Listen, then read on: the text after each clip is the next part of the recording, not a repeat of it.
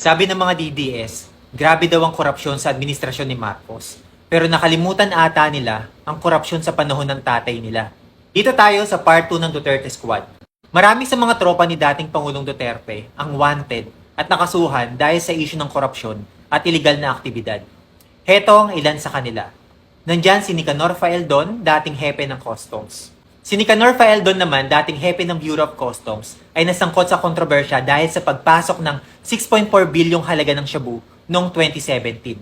Kahit pa inamin niyang nakalusot ng mga smuggler, lalong lumala ang kaso ng kinumpirma ng Sandigang Bayan ang arrest warrant laban sa kanya para sa 2 bilang ng graft kaugnay sa iligal na pagpapalabas ng 34 milyong smuggled rice noong 2017.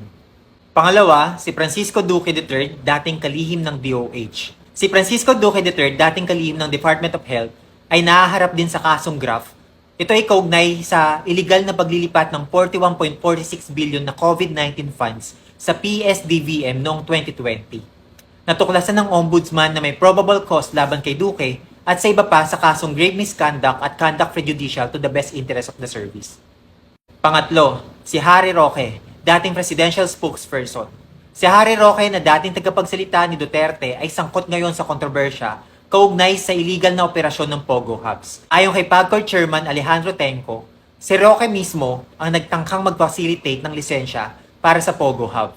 Bukod dito, ayon sa PAOCC, hindi na rin nila inaalis ang posibilidad na konektado si Roque sa mga illegal na sugalan sa Pampanga at Tarlac. Panghuli, si Ruina Garma na dating PCSO General Manager.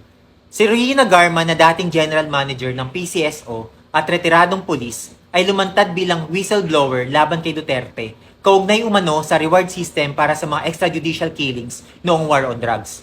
Kasama siya sa mga idinawit sa pagpatay ng 3 Chinese inmates sa Davao Prison noong 2016.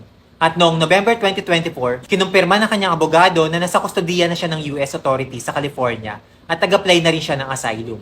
Kaya kayong mga DDS, yung idol nyo, sangkot sa korupsyon, pagpatay, iligal na droga, nariyan na yung mga ebidensya pero gugustuhin nyo pa rin magbulag-bulagan.